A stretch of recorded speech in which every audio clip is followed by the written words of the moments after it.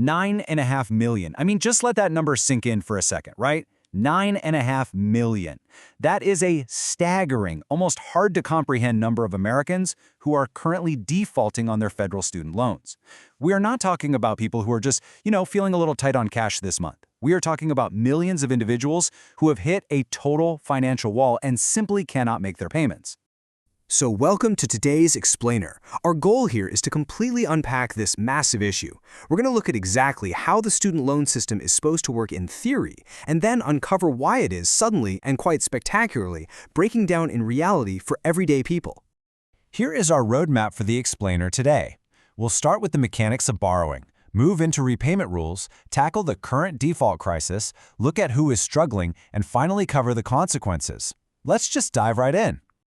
Part 1. The mechanics of borrowing. Basically, how this whole system is actually supposed to work.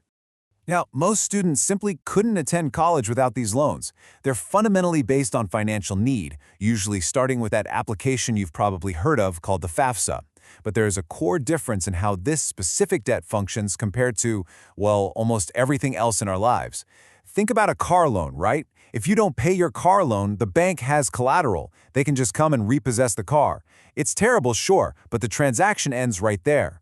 With a student loan, though, the collateral isn't some physical object you can just hand back. The collateral is your future earnings. Your actual future financial life is what's on the line when you sign that paperwork.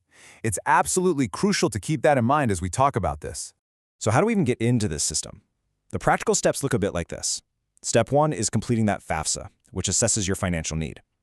Step 2 is calculating your true costs. And this is tricky because schools display costs differently, and the true cost goes way beyond just tuition. You've got housing, food, lab fees, travel, books, the whole shebang. You have to subtract any gift aid or savings to find your actual funding gap. Then comes step 3, accepting the loans. And man, this is a massive pitfall. Borrowers are frequently awarded a maximum amount, and so many people just blindly accept the full total even if they don't strictly need it all. But taking more than you need just means paying way more interest and facing much higher monthly payments down the road. Which brings us to the golden rule of borrowing. Financial experts basically say, never borrow more than you expect to earn in your first year after graduation. In a perfect world, this is what responsible debt management is supposed to look like. It's a built-in mathematical safeguard to make sure you aren't totally overwhelmed when those bills finally come due. But, as we all know, we don't exactly live in a perfect world. Section 2. Repayment rules and realities. The true cost of an education. $32,000. That is the average amount a public university student borrows just to obtain a standard bachelor's degree. To put that into perspective, you could buy a brand new Tesla Model 3 for that, or pay for the average American wedding. Though, unfortunately, a college degree doesn't come with an open bar or a 0 to 60 mode.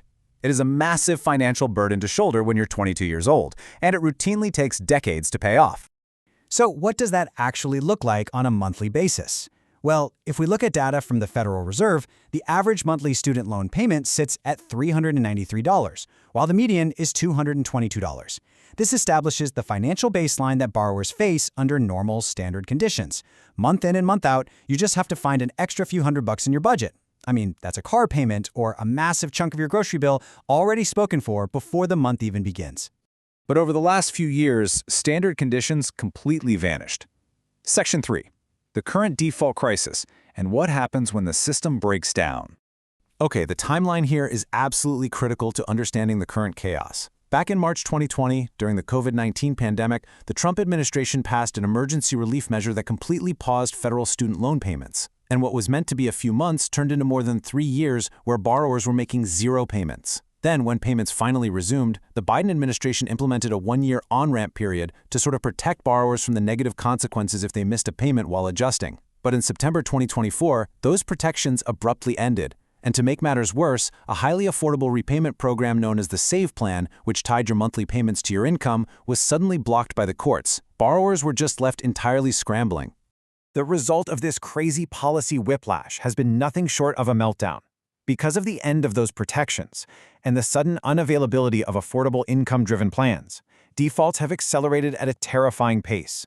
We literally went from one person defaulting every 26 seconds to one person defaulting every 9 seconds. Every 9 seconds. It is a tidal wave of financial distress. Which brings us to Section 4, who is struggling and why. let's look at the actual faces of this crisis. Now, if you're thinking this crisis is just, I don't know, irresponsible 20-somethings buying too many iced coffees, the data tells a vastly different story. Take a look at age. Borrowers over the age of 55 are actually one of the fastest-growing demographics for defaults. Why? Well, because they took out loans for their own education years ago, and then often took out more loans in their own names on behalf of their kids, so they're getting hit with 2 bills a month. By race and gender, Black women hold the greatest amount of student debt, which is heavily driven by generational wealth gaps that require them to finance more of their education up front. And geographically speaking, borrowers in southern states, places like Louisiana, Mississippi, Alabama, Georgia, and South Carolina, are heavily disproportionately represented among these new defaults. But you really have to humanize this macroeconomic data. We are living through an intense inflation squeeze right now.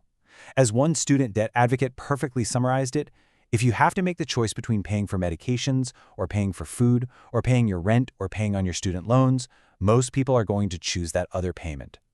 For millions of folks, the choice isn't between paying and not paying. It's an impossible choice between surviving today or paying a federal bill. So, the really crucial point is this. Most of the people defaulting right now were not behind on their payments back in 2019 before the pandemic. This isn't just chronic financial mismanagement.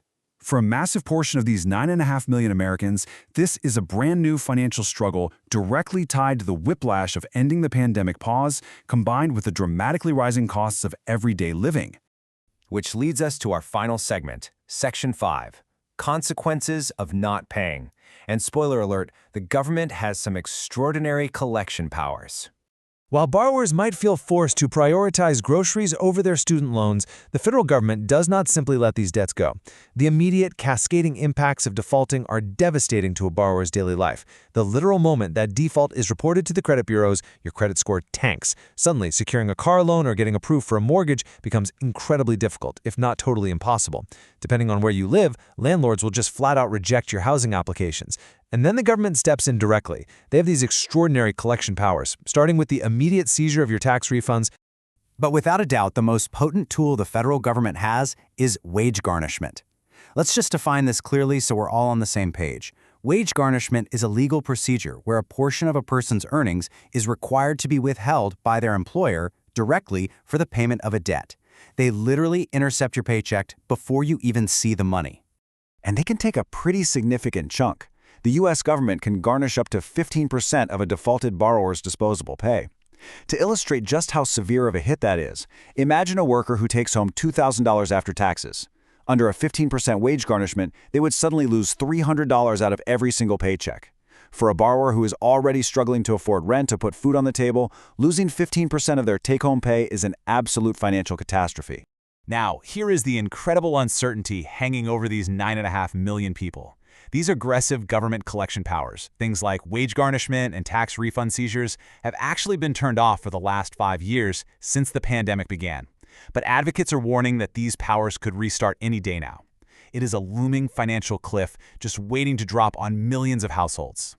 So we really have to ask ourselves a vital question as we wrap up today's explainer. When one person every 9 seconds hits a wall they just can't climb over, what does that mean for the rest of us? Is this 9.5 million person default crisis just an isolated artifact? A weird hangover from the chaotic policies of the post-pandemic era? Or is it a massive warning sign flashing red for the wider U.S. economy?